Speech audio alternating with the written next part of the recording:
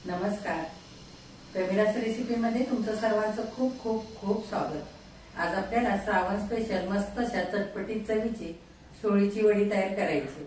करायला अगदी सोपे, केल्यानंतर मस्त अशी तोंडात घालताक्षणी विरघळेल अशी मऊसूत तयार होते.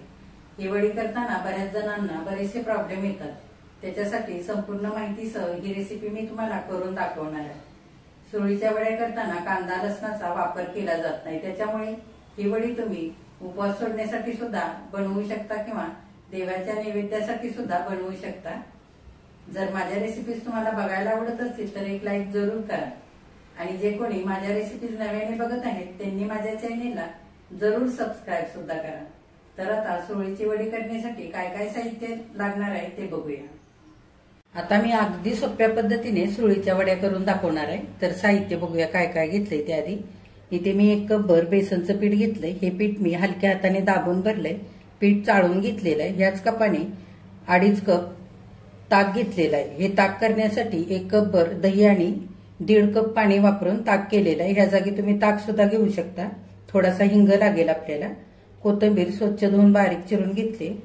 चवीनुसार मीठ, थोडंसं ओलं खोबरं खरवडून घेतलंय. 1/2 चमचा हळद, 1/2 चमचा मोहरी, 1/2 चमचा जिरं, थोडासा कढीपत्ता, 5-6 कमी तिखट मिरच्यांचे तुकडे, 1/2 चमचा जिरं आणि थोडंसं आलं घेतलेलं आहे. आपल्याला मिरची, आलं आणि जिऱ्याचं वाटण करायचंय. तर इथे मी मिक्सरचं भांडं घेतलंय. आपण मिरच्या घालूया. इथे मी कमी तिखट मिरच्या घेतल्यात, त्याच्यामुळे थोड्या जास्त घेतल्यात. तुमच्या आवडीप्रमाणे इथे मिरच्या घ्या आणि जिरं पण घालूया. जिऱ्याने छान वडीला स्वाद येतो, त्याच्यासाठी जिरं थोडंसं घालायचं आणि छान असं दरदरीत वाटून घ्यायचंय. हे बघा, बिना पाणी घालता मिरची, आलं आणि जिरं असं बारीक दरदरीत वाटून घेतलंय. आता आपण मोठ्या भांड्यामध्ये हे चाळून घेतलेलं बेसनचं पीठ घेऊया. बेसन पिठामध्ये थोडासा हिंग घालूया, हळद घालूया. आता मिरचीचं वाटून घेतलेलं वाटण घालूया. आता चवीनुसार मीठ घालूया. आता आपल्याला हे तयार केलेलं ताक थोडं थोडं करून पिठामध्ये घालायचंय आणि पीठ चांगलं आपल्याला फेटून घ्यायचंय. आपण हे सगळं घातलेलं साहित्य पिठामध्ये एकजीव करून घेऊया. थोडं थोडं ताक घालून हे पीठ आपल्याला सैलसर असं करून घ्यायचंय. इथे मी दही आणि पाणी घालून छान असं ताक तयार केलेलं आहे. दही फार आंबट वापरायचं नाही, किंवा जर तुम्ही ताक वापरत असाल तर ताक सुद्धा फार आंबट वापरायचं नाही. त्याच्याने काय होईल, वडीला खूप आंबट असा वास येईल आणि वड्या खूप आंबट सुद्धा होतील. तर कमी आंबट असलेलं दही किंवा ताक घ्यायचं.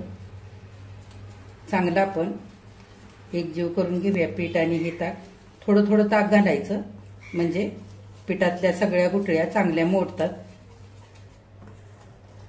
उरलेलं सगळं ताक घालूया आणि सगळं बेसनचं पीठ छान एकजीव करून घेऊया. तुम्ही ज्या भांड्याने बेसनचं पीठ मोजून घेणार त्याच भांड्याने 2.5 भांडं ताक घ्यायचं, म्हणजे अगदी बरोबर होतं. हे बघा, बेसनचं पीठ आणि ताक छान इथे मी एकजीव करून घेतलंय. आता हे बेसनचं पीठ आपल्याला गाळणीने गाळून घ्यायचंय. आपण मिरचीचा ठेचा घातला होता, त्याचा चोथा सगळा आपल्याला गाळणीने गाळून काढायचा आहे. म्हणजे काय होईल, बेसनचं पीठ इथे मऊसूद आपल्याला भेटेल आणि वड्यांचं मिश्रण पसरवून घेताना त्रासही होणार नाही आणि वड्याही करताना फाटणार नाहीत. थोडं थोडं गाळणीवरती पीठ घालूया आणि गाळून घेऊया. बघा, सगळं मी इथे पीठ गाळून घेतलेलं आहे. असा चोथा वरती राहिलाय. हा राहिलेला चोथा सुद्धा हाताने चांगला असा दाबून दाबून छान असा पिळून घ्यायचा, म्हणजे ह्या मिरचीच्या चोथ्यातला सुद्धा सगळा अर्क पिठामध्ये उतरला जाईल, सगळी चव उतरेल पिठामध्ये.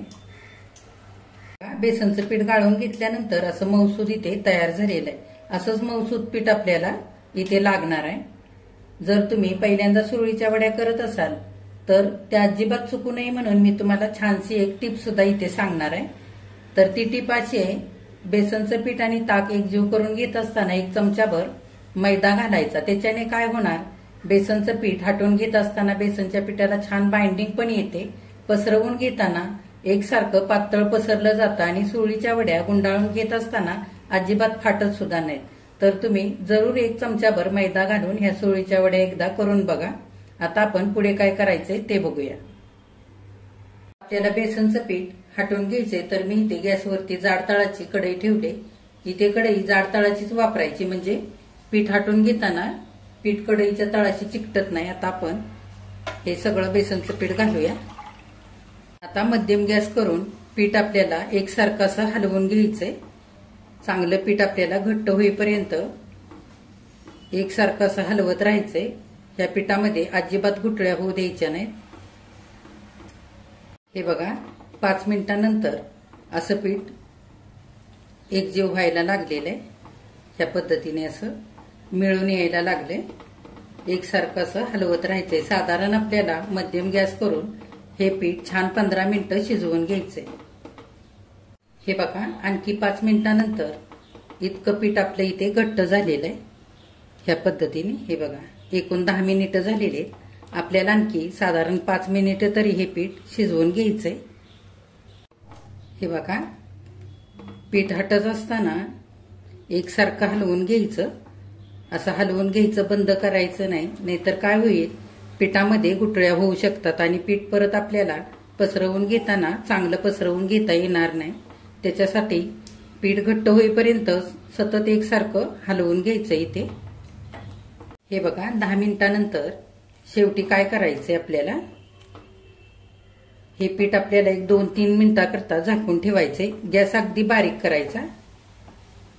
छान वाफ काढून घ्यायची पिठाला, म्हणजे पीठ छान शिजलं जाईल. झाकण घालूया. 1-2 ते 3 मिनिटं अगदी बारीक गॅस करून वाफ काढूया. आता 2 ते 3 मिनिटं झालेली आहेत. आपण झाकण उघडून बघूया. हे बघा, पिठाला अशी वरून साय आल्यासारखी दिसते, म्हणजे आपलं पीठ इथे छान शिजलेलं आहे.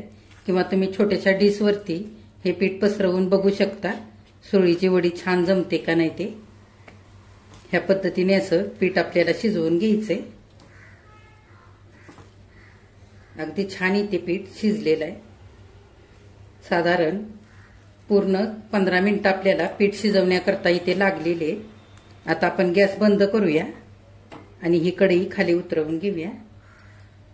कढई मी बेसन पिठाची खाली उतरवून घेतली, झाकून ठेवली झाकणाने, पीठ थंड होऊ नये म्हणून. इथे मी ताटाला थोडंसं तेल लावलेलं आहे. आपल्याला पीठ पसरवून घ्यायचंय.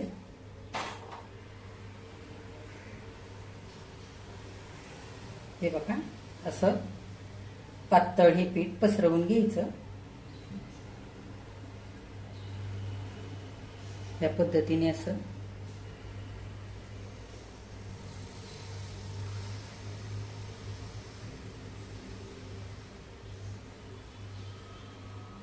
हे बघा, एकसारखं असं पातळ पीठ मी पसरवून घेतलेलं आहे. पीठ गरम असतानाच पसरवायचं, म्हणजे छान एकसारखं पसरतं. आता आपण ताटाच्या मागच्या बाजूला सुद्धा पीठ पसरवून घेऊया. हे बघा, आपण जे आतल्या बाजूने ताटाला पीठ लावलंय ते पीठ आपण काढल्याशिवाय निघत नाही. आता मागच्या बाजूला सुद्धा असं बेसनचं पीठ आपण टाकून घेऊया.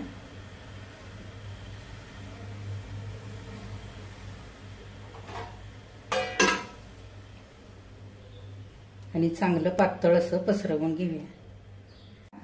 आतल्या बाजूने आणि बाहेरच्या बाजूने असं पीठ आपलं इथे सारं पसरवून झालेलं आहे. आता आपण बाकीचं पीठ असंच ताटांवरती पसरवून घेऊया. हे बघा, आणखी 2 ताटावरती बेसनचं पीठ मी असंच पसरवून घेतलेलं आहे. आता आपण 10 मिनिटं थंड होऊ देऊया. आता इथे आपण पसरवून घेतलेलं बेसनचं पीठ चांगलं थंड झालेलं आहे. आपण ह्याच्या वड्या कापून घेऊया. तुमच्या आवडीप्रमाणे इथे तुम्ही लहान मोठ्या कापू शकता. आपण ह्या अलगद अशा गुंडाळून घेऊया. घट्ट रोल गुंडाळून घ्यायचा.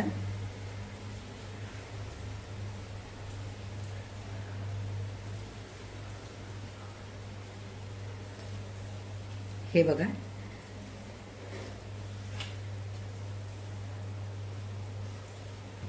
हे बघा, आता ह्या पद्धतीने आपण सगळ्या वड्या कापून रोल करून घेऊया.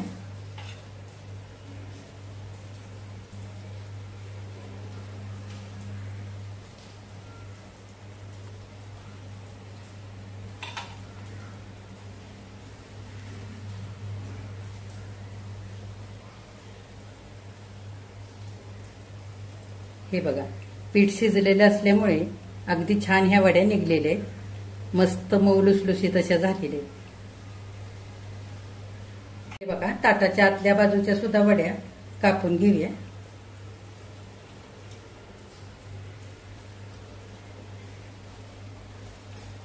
हे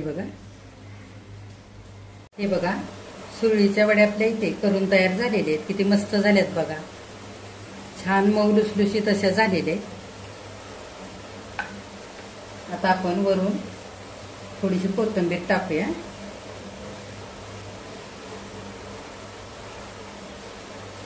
आणि थोडंसं ओलं खोबरं घालूया.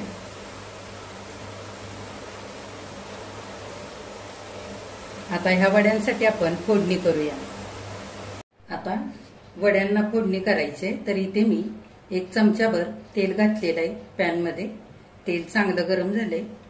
मोहरी घालूया. मोहरी चांगली फुलू द्यायची. मोहरी चांगली फुलले, आपण जिरं घालूया. हिंग घालूया आणि कढीपत्त्याची पानं घालूया. फोडणी चांगली हलवून घ्यायची.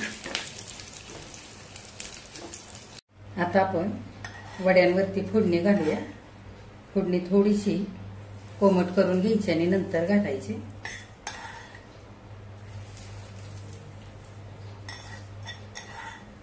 हे बघा, मस्त अशा मऊ लुसलुशीत सुरळीच्या वड्या इथे करून तयार झालेल्या आहेत खाण्यासाठी. किती छान झाल्यात बघा. ह्या वड्या करताना अजिबात फार वेळ लागलेला नाही. अगदी झटपट करून तयार झालेले आहेत. ह्या वड्या करताना आपण सारं साहित्य मोजून घेतलं होतं, त्यामुळे वड्या करताना अजिबात चुकलेल्या नाहीयेत. वड्या करताना पाणी जर जास्त झालं तर बेसनचं पीठ शिजवून घेण्याकरता फार वेळ लागतो आणि पाणी जर इथे कमी पडलं तर वड्यांचं पीठ घट्ट होतं आणि पसरवून घेताना जाडसर पसरलं जातं आणि वड्या गुंडाळून घेताना तुकडे होतात. त्याच्यासाठी इथे सारं साहित्य मोजूनच घ्यायचं. तर आता तुम्ही सुद्धा अशा सुरळीच्या वड्या नक्की करून बघा. तुम्ही केलेल्या सुरळीच्या वड्या कशा तयार झाल्यात ते कमेंट करून मला नक्की सांगा. आणि जे कोणी आता माझ्या रेसिपीज नव्याने बघत आहेत त्यांनी माझ्या चॅनेलला जरूर सबस्क्राईब सुद्धा करा. आजची रेसिपी जर आवडली असेल तर एक लाईक सुद्धा करा. ह्या वड्या करताना आपण लसणाचा वापर केलेला नाहीये, त्याच्यामुळे ह्या वड्या तुम्ही उपवास सोडण्याकरता बनवू शकता किंवा देवाच्या नैवेद्याकरता सुद्धा बनवू शकता. तर अशा वड्या तुम्ही नक्की करून बघा.